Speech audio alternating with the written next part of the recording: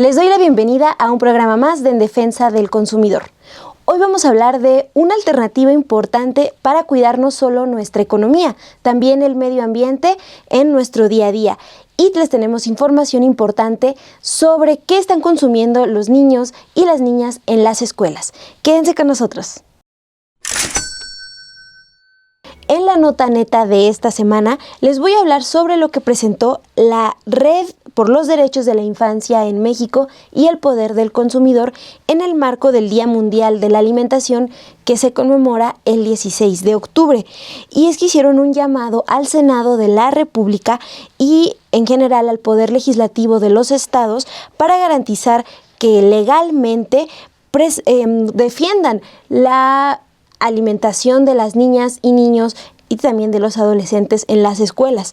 ¿Cómo? Pues garantizando que no se vendan ni los niños y niñas consuman alimentos ultraprocesados, alimentos chatarra dentro de las escuelas. Bueno, y es importante porque nuestro país ya ocupa el 5º lugar de obesidad en el mundo, pero está aumentando rápidamente la obesidad infantil. Se estima que para 2030, 43% de niñas, niños y adolescentes de entre 5 y 19 años de edad tendrán obesidad por su mala alimentación y con esto su esperanza de vida podría reducirse hasta 4 años. Esta situación se debe en gran medida a los entornos no saludables donde se desenvuelven. Esto incluye las escuelas. Y en México, las escuelas de la zona centro y sur del país son un claro ejemplo de esta problemática. Aunque la situación es similar en el resto del país, en estas escuelas, en las del centro y sur, pues vemos un panorama alarmante. Ya les decía, la Redim, el Poder del Consumidor, hicieron una estimación de cómo el 97% de las escuelas de estas zonas del país diario ofrecen golosinas, frituras, dulces, bebidas azucaradas.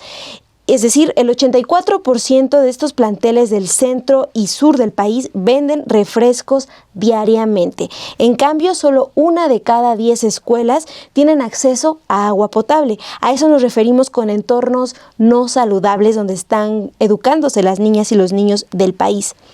El llamado que hacen al Senado de la República es aprobar un decreto de reforma a la Ley General de Educación en materia de entornos escolares saludables. Ya desde 2014 se prohíbe la venta de estos productos ultraprocesados y de bebidas azucaradas, pero pues hasta el momento no se respeta esta norma y la propuesta que ya avanzó en la Comisión de Educación de la Cámara de Senadores y que falta pasar al Pleno, pues es reforzar estas reformas, aprobar esta última iniciativa para reformar la Ley General de Educación y con ello sancionar ya a estas escuelas que no están cumpliendo con tener entornos saludables para las niñas y niños, y también plantea, por ejemplo, la creación de comités escolares que estén más al pendiente de qué se está vendiendo adentro de estas escuelas.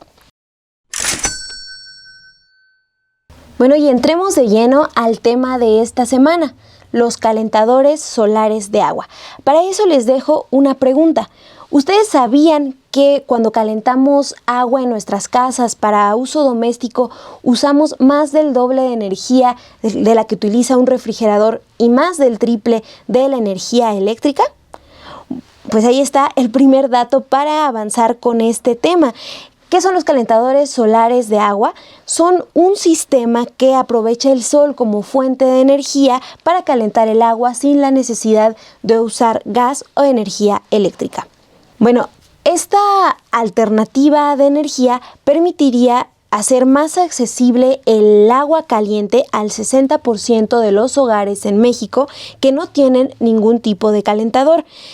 También ayudaría a disminuir el 80% del consumo doméstico de gas y con ello reducir más del 20% de las emisiones totales de CO2 del hogar. El potencial del sol como fuente de energía en México es enorme. Tenemos una de las irradiaciones solares promedio más alta del mundo, más que en China y Turquía, que son el primer y el segundo lugar mundial en la capacidad instalada de sistemas de calentadores solares de agua.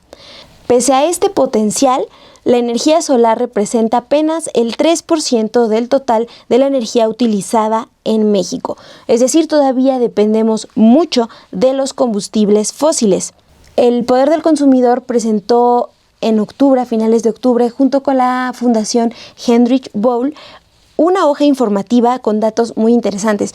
Plantean que solo el 13.4% de las viviendas en México tienen un calentador solar y, por el contrario, 75% de los hogares tienen algún tipo de calentador que utiliza el gas. Tener un calentador solar de agua también trae beneficios a nuestra economía. Y es que representa una inversión, porque ahorramos en la factura del gas y esta inversión se recupera en unos 3 años. Después, calentar el agua en nuestras casas es gratis por al menos 20 años. Este sistema también podría contribuir no solo al bienestar en las comunidades urbanas, también en las zonas rurales, donde el acceso al gas pues representa una inversión importante para las familias. Con esto pues les ayudaría a generar y gestionar su propia energía. También contribuye el uso de estos calentadores solares a transicionar a una manera de usar la energía más justa. ¿Por qué? Porque trae beneficios económicos, ambientales y sociales para las familias que utilizan estos calentadores solares. También el uso de calentadores solares pues se ha visto que promueve, por ejemplo, la capacitación y el empleo de mujeres en zonas rurales. Eso es algo que han planteado organizaciones, ya les decía, como el Poder del Consumidor. Pero para escuchar la opinión de las personas sobre qué tanto estamos aprovechando el uso de la energía solar en México, les invito a ver este sondeo. Le preguntamos a varias personas si conocen los calentadores solares, si creen que tienen beneficios al medio ambiente y si consideran que representan una ventaja frente a otras maneras de calentar el agua, por ejemplo, usando electricidad y gas. Esto fue lo que nos dijeron. Sí sé que son los calentadores solares y creo que sí tienen un beneficio, ya que se alimentan por la luz solar, literal. Son los paneles solares, ¿no? Que sí contribuyen mucho a la conservación del medio ambiente. Tengo nociones de ello y creo que sí nos ayudan tanto como económicamente, tanto como al ambiente. Los calentadores solares sí tienen ventaja porque en cierta manera ya no se contamina como antes el gas LP, ¿no? Esto es bajo el régimen de la luz solar, no como el gas que sí hace daño al medio ambiente y pues obviamente se va acabando muy rápido. Sí, claro que sí, hay un beneficio muy grande. No hay un consumo de energía como luz, gas, ¿no? Y eso nos ayuda de alguna manera también a que nuestra economía pues sí nos alcance, ¿no? Para cubrir otras necesidades, ya que con la luz solar pues podemos tener el agua caliente y algunas otras servicios en la casa. Bueno, en este programa vamos a abundar sobre los beneficios que puede tener el uso de calentadores solares de agua. Por eso invitamos al estudio a Víctor Alvarado. Él es coordinador de la campaña de movilidad y acción climática en el Poder del Consumidor. Muchas gracias, Víctor, por estar acá. Un gusto, gracias también a tu público. Gracias, Víctor. Pues la primera pregunta sería, ¿qué tan grande es la capacidad de México para aprovechar la energía del sol en estos calentadores de agua solares? ¿Sí hay posibilidades pues de que siga creciendo su uso acá en el país? Ya, mira, de repente puede ser un poco complejo aterrizar esta parte cuantitativa, pero es bueno tenerlo presente. Y te debo decir que México ocupa los primeros lugares en cuanto al potencial de irradiación que, digamos, el combustible que se necesita para poder utilizar los calentadores solares de agua. En términos cuantitativos podría decirte que es 5.7 kilowatts hora promedio al día. El tema aquí es que si lo comparamos con otros países que tienen una irradiación menor, como pudiera ser el caso de China y Turquía, pues tienen ellos una capacidad de irradiación alrededor de 4.5, ¿no? pero resulta ser que en las viviendas de estos dos países, principalmente en centros urbanos, la mitad de las viviendas que conforman estos centros urbanos cuentan con calentadores solares de agua. Y en el caso de México no es así. En el caso de México es que por cada 100 viviendas, pues encontramos solamente 13 viviendas que disponen con calentadores solares. Eso en términos a nivel nacional. Entonces, existe un alto potencial de aprovechar este recurso solar, sin embargo, pues no está siendo el caso. Ya veo, Víctor. Y también, pues, ¿cuáles son, así ya para entrar a esta cuestión de los beneficios, cuáles son los principales beneficios que traería extender el uso de estos calentadores? Mira, principalmente hay 3 beneficios que tenemos que tener presente hoy en día. Y uno de ellos tiene que ver con la cuestión del dinero, en el sentido que se traduce en un ahorro para los hogares y las familias. ¿En qué sentido? Que tú puedes, a la hora de contar con un calentador solar de agua, empezar a utilizarlo. Hicimos un cálculo que te podrías estar ahorrando de alrededor de 1,000 pesos a 5,400 pesos anuales, ¿no? Eso se traduce el poder empezar a utilizar un calentador solar de agua. ¿Por qué? Porque resulta ser que a nivel nacional el 84% de las viviendas, el principal combustible para calentar el agua sigue siendo el gas, ¿no? Entonces, de alguna manera, al sustituir o requerir este tipo de equipamiento para tu hogar, te logra esta parte económica, reducir.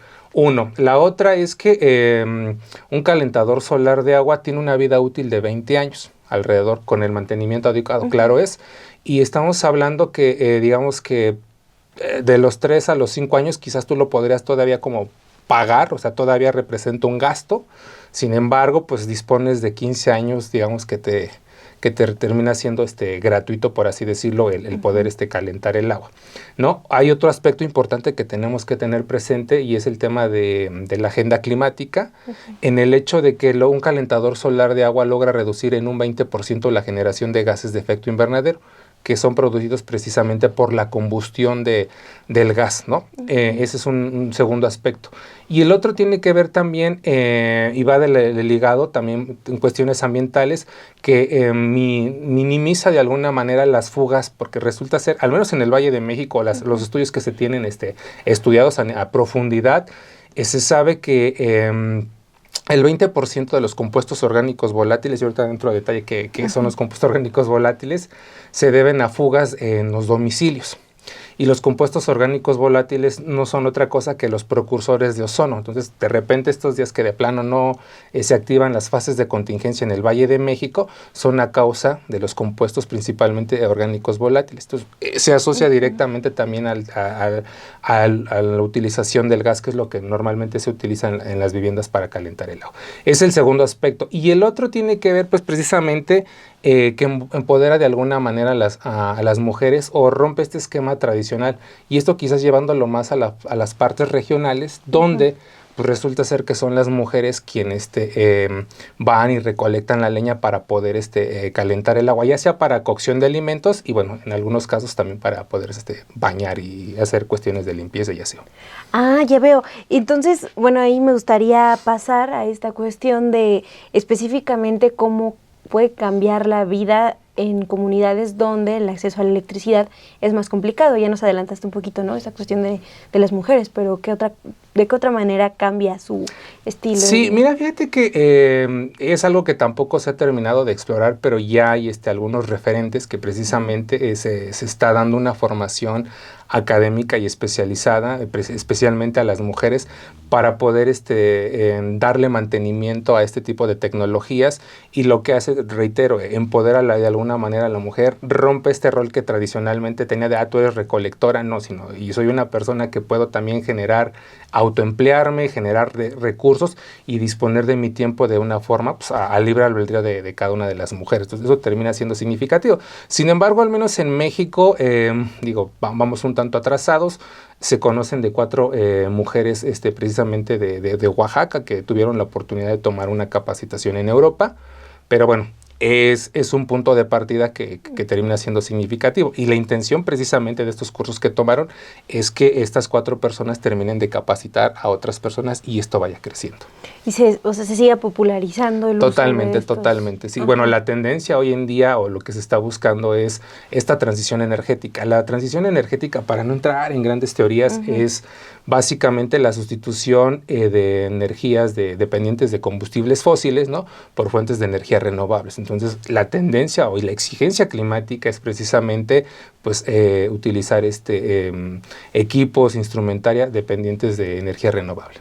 Y también nos comentabas que al menos 13 de 100 hogares aquí en México usan este tipo de calentadores solares de agua. Pues, ¿qué ha pasado? Porque aunque en los últimos años se producen más o es más común verlos, porque no se ha terminado de expandir, ¿no?, el uso de estos calentadores. Mira, uno de ellos pareciera ser, llama mucho la atención precisamente ahora que presentamos esta hoja informativa, es la falta de información y precisamente estos criterios que hablábamos al inicio, ¿no?, que termina convirtiéndose en un ahorro. O sea, hay muchos falsos paradigmas de que al igual en días nublados no te va a funcionar. Hay aspectos de que termina siendo caro, que no es accesible, pero te podría decir hoy en día que una tlapalería de 3 colonias, en una de estas tlapalerías puedes conseguir un calentador solar, evidentemente en entornos urbanos. La otra es que hoy en día sí tienen un costo significativo, por así decirlo, que ronda alrededor de los 8,000 pesos, es decir, quizás no todas las familias o hogares tienen esa posibilidad de poderlo invertir de contado, pero hoy en día también ya hay facilidades de crédito para poder adquirir este calentador solar. Y reitero, va acompañado con este ahorro que tú le terminas destinando al gas. Entonces, para ser como muy concisos, lo que ha faltado precisamente hablar de sus virtudes en cuanto al aspecto del bolsillo y en cuanto a cuestiones climáticas. Y si bien hay muchos programas que han promovido o incluso dado los calentadores solares a nivel estatal, la realidad es que no hay un tema de seguimiento, no se habla de sus atributos, de lo que se ha logrado, de lo que se ha conseguido, y básicamente en términos generales eso es lo que está faltando, realmente una promoción que te hable de los beneficios tanto ambientales, climáticos y lo que termina traduciéndote como un ahorro para las familias. Y bueno, también en cuanto a la responsabilidad que tiene el Estado, pues sabemos que el país, las autoridades se han comprometido pues a nivel internacional, ¿no?, a bajar las emisiones de contaminantes, y ya nos explicabas que el uso de estos calentadores pues ayudan a eso. Pero en ese sentido, ¿qué falta a lo mejor desde nivel federal y luego a lo mejor más local para que sea más accesible para las personas o que tengamos más familiarizado el uso de estos calentadores? Sí, fíjate que nosotros una de las exigencias que estamos haciendo y parte también de las recomendaciones es que el tema de calentadores solares tendría que estar en los planes de desarrollo tanto local, municipal, a nivel estatal y a nivel federal. ¿Por qué? Porque resulta ser que cuando entra cualquier administración, cada administración tiene cierto tiempo, pero si no lo incluyen dentro de su plan de trabajo, pues difícilmente a lo largo de la ejecución o de la administración en turno, pues van a generar estrategias y acciones para promover este tipo de acciones que te digo empatan con el tema de agenda climática, específicamente hablando de aprovechamiento de energías renovables. Nuestra exigencia es que precisamente hoy por hoy las autoridades deben de incluir dentro de una política pública de aprovechamiento de energías renovables, precisamente como un programa, una instrumentación, una acción, pues el promover calentadores solares de agua. Y eso sin importar, por ejemplo, si estamos en una zona urbana o rural, es decir, se puede usar sin distinción estos calentadores en nuestro edificio, en nuestra comunidad.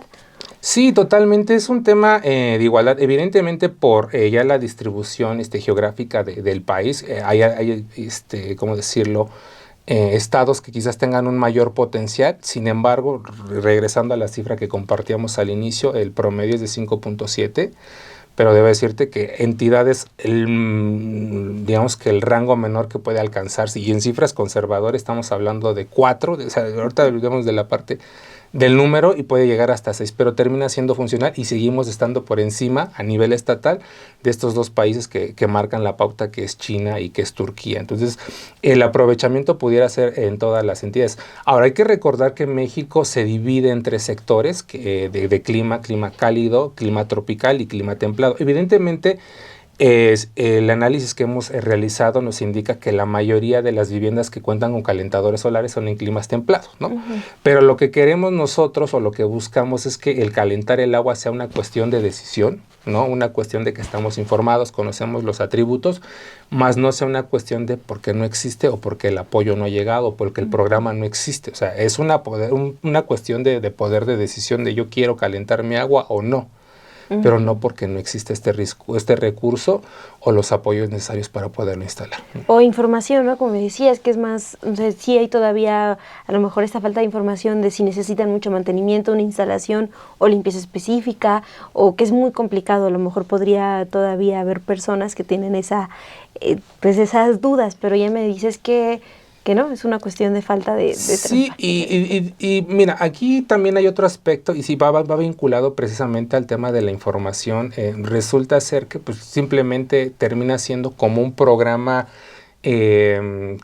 o una práctica en muchos de los gobiernos que se realiza a final de año, ¿no? De entregar una serie de calentadores solares, pero que precisamente no se hablan de los atributos, de los alcances, de que quizás también hay una cuestión de mantenimiento. O sea, no hay dentro de la política que nosotros buscamos promover o que empezamos a analizar, es que no hay cuestiones de evaluación ni de vigilancia. Resulta ser que pues, vas, entregas tus documentos. Si eres sorteado te dan tu calentador solar, pero resulta ser que al año que viene te puedes volver a postular.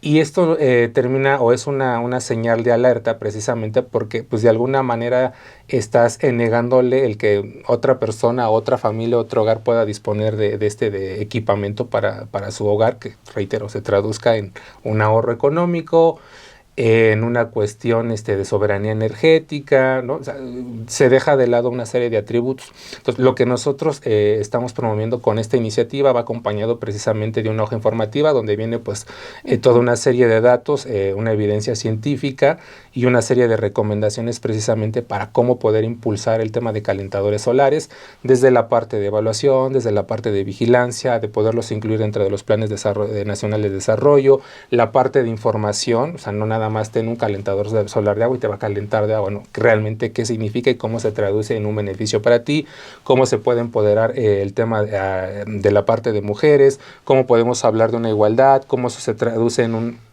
una cuestión, entre comillas, de autoempleo, ¿no? Y demás. Digo, esos son aspectos que no se hablan cuando hablamos de calentadores solares. Simplemente nada más me calienta el agua y se acabó. Pero no, hay más y va más allá de ello. Gracias, Víctor. Entonces, ya para ir cerrando, te preguntaría eso. ¿Qué es esta iniciativa que están promoviendo? Ya me decías lo que están buscando, pero para que las personas que nos ven también se informen más, ¿no? Y busquen más datos. Sí, podría decir, y aprovecho el espacio para invitar que visiten la página del Poder del Consumidor, donde podrán encontrar nuestra hoja informativa, la podrán descargar, y bueno, hay una serie se divide en 3 bloques, por así decirlo: el contexto, en qué situación estamos, ¿no? De aprovechamiento de energía solar, lo que implica realmente el contar con un calentador solar de agua, y precisamente pues, las recomendaciones que buscamos que también las personas que nos están siguiendo, pues bueno, sea un documento que les permita abrir estos espacios y esta discusión para seguir posicionando el tema de calentadores solares, recordando que solamente 13 de cada 100 viviendas disponen de esto, y lo que buscamos es que todas las viviendas cuenten con este tipo de equipamiento, y si se quiere calentar el agua o no, sea una cuestión de decisión de las personas, pero no porque no exista. Muchas gracias. Muy bien. Gracias, Víctor. Muchas gracias. Y esta semana en Consumidores Empoderados les traemos una cápsula con Carlos Morales de la campaña de seguridad vehicular del Poder del Consumidor, quien nos va a hablar de la importancia del control eléctrico de estabilidad para la seguridad vehicular. Saludos, soy Carlos Morales, integrante del Poder del Consumidor y colaboro con la campaña de seguridad vehicular. El día de hoy les voy a hablar de una tecnología muy importante para la seguridad vial de México. Y es una tecnología que se llama el control electrónico de estabilidad, la cual forma parte de los vehículos y forma parte de la seguridad activa, es decir, para prevenir los siniestros de tránsito. Esta tecnología también puede llamarse o se encuentra como control dinámico del vehículo, control de estabilidad del vehículo, control dinámico de estabilidad o StabiliTrak. O sea, tiene muchos nombres en el mercado y así lo pueden encontrar, digamos, ¿no? ¿Qué función tiene el control electrónico de estabilidad? Pues ayuda a mantener el control del auto en una situación de riesgo de choque, ¿no? Por ejemplo, si damos un volantazo en la carretera o en cualquier situación, en cualquier vía, si damos un volantazo para esquivar algo que nos sale de repente, o el coche se nos empieza a derrapar porque estamos transitando en un suelo mojado, es decir, por maniobras evasivas de emergencia, lo que hace es rectificar la dirección del auto, permitiendo que éste no vuelque o no se voltee y eso ocasione lesiones o incluso la muerte de los ocupantes o incluso de quienes están en la vía, ¿no? Entonces, este tan importante sistema existe desde el año 1995. Hablando un poco del contexto, este sistema ya ha recorrido algún camino en otros países. Por ejemplo, desde 2002 es obligatorio en los Estados Unidos, es obligatorio desde 2014 en Europa, ¿no? Hace ya 9 años, ¿no? Y en México, lamentablemente, este dispositivo, a pesar de que sí se encuentra en la oferta de vehículos que pueden encontrar en las concesionarias, no es obligatorio dentro de la normativa NOM 194, que se refiere a los dispositivos mínimos de seguridad vehicular para autos nuevos, ¿no? Los autos ligeros nuevos. Entonces, ese es un problema porque estamos hablando de que en otros países ya es obligatorio desde hace ya mucho tiempo y estamos perdiéndonos la oportunidad precisamente de poder aplicar a todo lo que se vende aquí esta tecnología que puede salvar vidas. Ahorita les voy a platicar de eso, pero esto nos habla de que existe una brecha de seguridad en relación a otras latitudes, a otras regiones, a otros países. Y cuando incluso aquí en el país somos el 7º productor a nivel mundial de vehículos, ¿no? Es decir, aquí existe un doble estándar porque exportamos vehículos que ya tienen esa tecnología, que se van exportados a Europa, que se van exportados a Estados Unidos, pero aquí no es obligatorio. Entonces aquí no tenemos, el 100% de nuestra flota no cuenta con ese sistema, siendo tan importante. Tiene un alto potencial este sistema y lo ha demostrado en otras latitudes para salvar miles de vidas, ¿no? De acuerdo a un estudio del Banco Interamericano de Desarrollo de 2019 en conjunto con Latin NCAP, nos dice que el SC podría salvar alrededor de 3,632 vidas anualmente en México. Si consideramos que en el país suceden alrededor de 15,000 decesos anuales por siniestros de tránsito, podemos ver el gran potencial que tiene salvar 3,632 de esas vidas, ¿no? Después del cinturón de seguridad de 3 puntos, esta tecnología es la segunda que más salva vidas a nivel mundial. Entonces, es incomprensible que en México aún no tengamos este dispositivo como obligatorio. Vamos en la norma 194, en la última actualización que se publicó en octubre de 2022, sí quedó este dispositivo, pero su cumplimiento va a ser hasta los años modelo de autos 2025. Si vemos que se podían haber salvado alrededor de 3,300 vidas anualmente, imagínense, estamos perdiendo esa oportunidad por esa postergación del cumplimiento, ¿no? Entonces, no puede seguir pasando esto con la seguridad vehicular, no podemos seguir retrasándonos más para poder alcanzar esos niveles de seguridad que nos merecemos todos los ciudadanos en el mundo, ¿no? Necesitamos que muy pronto y antes incluso del 2025 el ESC se encuentre en todos los autos vendidos en México. También necesitamos que se informe a los consumidores de esto, que los concesionarios y las marcas informen en el piso de venta de cuál es el equipamiento de seguridad de los vehículos y que informen si tiene o no tiene ESC ese vehículo.